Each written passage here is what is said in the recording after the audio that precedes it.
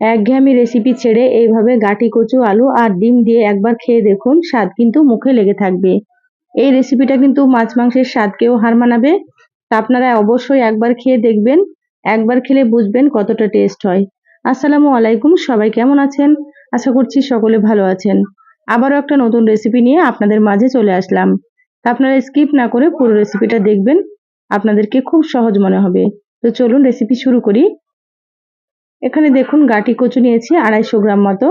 তো কচুগুলো খুব ভালোভাবে কেটে পরিষ্কার করে ধুয়ে নিয়েছি। আর এখানে মিডিয়াম সাইজের দুটো আলু কেটে নিয়েছি।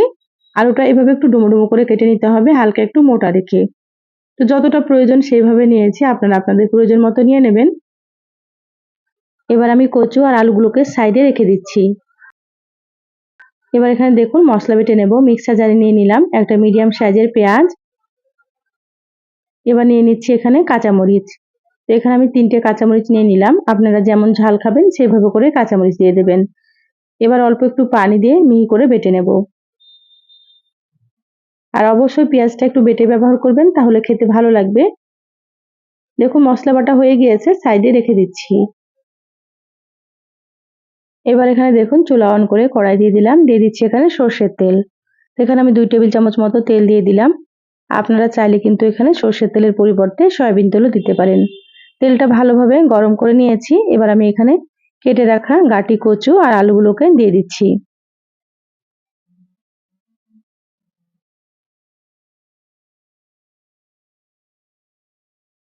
সম্পূর্ণ কচু আর আলুগুলো দিয়ে দিলাম। এবার দিয়ে দিচ্ছি হাফ চা চামচ লবণ, আর হাফ চা চামচের থেকে একটু কম দিয়ে দিচ্ছি হলুদ গুঁড়ো।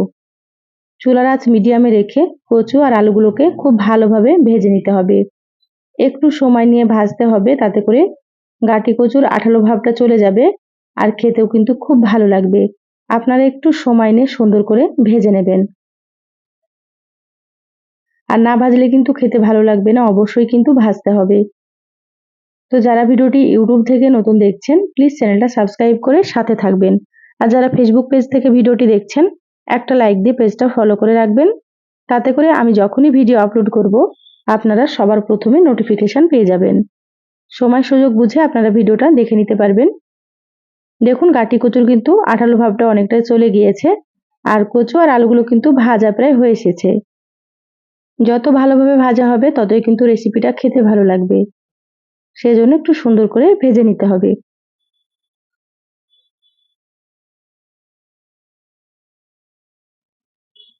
দেখুন খুব ভালোভাবে ভাজা হয়ে গিয়েছে। এভাবে লালচে করে ভেজে নেবেন আপনারা।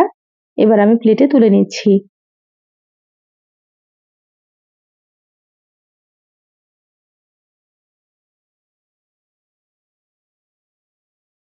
কচু আর আলুগুলো তুলে প্লেটে রেখে দিলাম। এবার ওই তেলের মধ্যে দিয়ে দিলাম সামান্য একটু কালো জিরা। কালো জিরা দিলে কিন্তু ফ্লেভারটা খুব ভালো লাগে। এবার হালকা একটু ভেজে নিচ্ছি। দেখুন কালো জিরাগুলো ভাজা হয়ে গিয়েছে। এবার এখানে দিয়ে দিচ্ছি দুটো পেঁয়াজ কুচি। পেঁয়াজ দুটোকে আমি ছোট ছোট করে কুচি করে নিয়েছি। এখানে আমি মিডিয়াম সাইজের দুটো পেঁয়াজ কুচি করে নিয়েছি। আর পেঁয়াজগুলো আপনারা এভাবে করে কুচি করে নেবেন। এবার আমি চুলার আঁচ বাড়িয়ে পেঁয়াজগুলোকে একটু লালচে করে ভেজে নেব। একটু লালচে করে ভেজে নিতে হবে। তো চুলার আঁচটা এই পর্যায়ে আমি একটু বাড়িয়ে দিলাম। দেখুন হালকা লালচে করে ভাজা হয়ে গিয়েছে। এবার আমি এখানে দিয়ে দিচ্ছি টমেটো কুচি। এখানে বড় সাইজের একটা টমেটো ছোট ছোট করে কেটে নিয়েছি। আর দিয়ে দিচ্ছি এখানে স্বাদ মতো লবণ। যেহেতু আগে লবণ দিয়েছি, লবণটা এখানে একটু বুঝিয়ে ব্যবহার করবেন। আর সামান্য পরিমাণে একটু দিয়ে দিলাম হলুদ গুঁড়ো।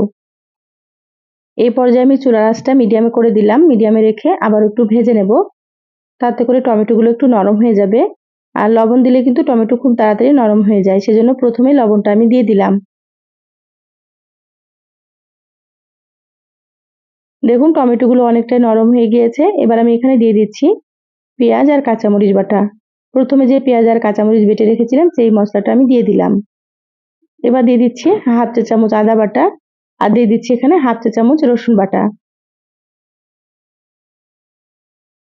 মশলাগুলোকে আবারও খুব ভালোভাবে একটু ভেজে নিতে হবে, যাতে করে মশলার কাঁচা গন্ধটা চলে যায়। চুলার আঁচটা মিডিয়ামে রেখে একটু ভেজে নিচ্ছি।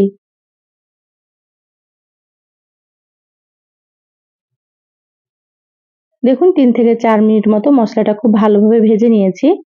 এবার আমি এখানে সামান্য একটু পানি দিয়ে দিচ্ছি। এখানে গুঁড়ো মশলাগুলো দিয়ে দেবো, সেজন্য অল্প একটু পানি দিতে হবে। এবার দিয়ে দিচ্ছি হাফ চা চামচ জিরা গুঁড়ো, আর হাফ চা চামচ দিয়ে দিচ্ছি ধনিয়া গুঁড়ো, আর এখানে হাফ চা চামচের থেকে একটু কম দিয়ে দিচ্ছি মরিচের গুঁড়ো। যেহেতু কাঁচামরিচ বেটে দিয়েছি সেজন্য অল্প করে মরিচের গুঁড়োটা দিলাম। আপনারা চাইলে কিন্তু শুধু কাঁচামরিচ দিয়েও রান্না করতে পারেন। এবার মশলা খুব ভালোভাবে একটু কষিয়ে নিতে হবে। যত ভালোভাবে মশলা কষানো হবে ততই কিন্তু রেসিপিটা খেতে ভালো লাগবে। তো মশলাটা আমি 5 থেকে 6 মিনিটের জন্য মিডিয়াম আঁচে ঢাকা দিয়ে কষিয়ে নেব। প্রায় 5 থেকে 6 মিনিট মিডিয়াম আঁচে মশলা কষিয়ে নিয়েছি, ঢাকাটা খুলে নিলাম। দেখুন মশলা থেকে সুন্দর মতো তেল ছেড়ে দিয়েছে। এবার টমেটোগুলোকে আমি এভাবে করে একটু ম্যাশ করে নিচ্ছি। এইভাবে আপনারা একটু সময় নিয়ে মশলাটা কষাবেন, তাহলে দেখবেন খেতে অনেক বেশি ভালো লাগবে। এবার আমি এখানে ভেজে রাখা কচু আর আলুগুলো দিয়ে দিলাম। মশলার সঙ্গে আবারও খুব ভালোভাবে একটু নেড়েচেড়ে মিশিয়ে নিচ্ছি। এবার কচু আর আলুগুলোকেও কিন্তু 1 থেকে 2 মিনিট মতো একটু কষিয়ে নিতে হবে, চুলার আঁচ মিডিয়ামে রেখে।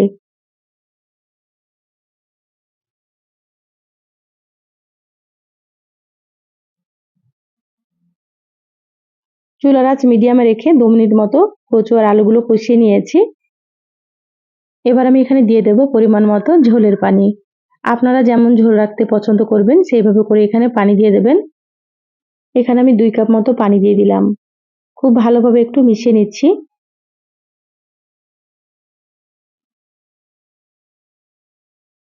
এবার ঢাকা দিয়ে 10 মিনিট রান্না করে নেব, তাতে করে কচু আর আলুগুলো খুব সুন্দর মতো সেদ্ধ হয়ে যাবে। তো 10 মিনিট পরে দেখাচ্ছি। দেখুন মিডিয়াম আঁচে 10 মিনিট রান্না করে নিয়েছি, ঢাকাটা খুলে নিলাম। এবার দেখে নেব কচু আর আলুগুলো সেদ্ধ হয়েছে কি। দেখুন কচুগুলো কিন্তু খুব সুন্দর সেদ্ধ হয়ে গিয়েছে, আর এখানে আলুগুলোও কিন্তু খুব সুন্দর মতো সেদ্ধ হয়ে গিয়েছে। এই পর্যায়ে আমি চুলার আঁচটা একেবারে কমিয়ে দিলাম। এবার আমি এখানে ডিম দিয়ে দিচ্ছি। তো এখানে আমি একে একে 3টে ডিম দিয়ে দিচ্ছি। এইভাবে করে বাটিতে ভেঙে নিয়েছি। আর এই পর্যায়ে কিন্তু চুলার আঁচ বাড়ানো যাবে না, চুলার আঁচটা একেবারে লোতে রাখতে হবে। ঢাকা দিয়ে 5 থেকে 6 মিনিট রান্না করে নিতে হবে মিডিয়াম আঁচে, তাহলে ডিমগুলো খুব সুন্দর মতো সেদ্ধ হয়ে যাবে। দেখুন প্রায় 6 মিনিট পর ঢাকাটা খুলে নিলাম। ডিমগুলো কিন্তু খুব সুন্দর মতো সেদ্ধ হয়ে গিয়েছে। এবার হালকা হাতে একটু নেড়েচেড়ে নিচ্ছি।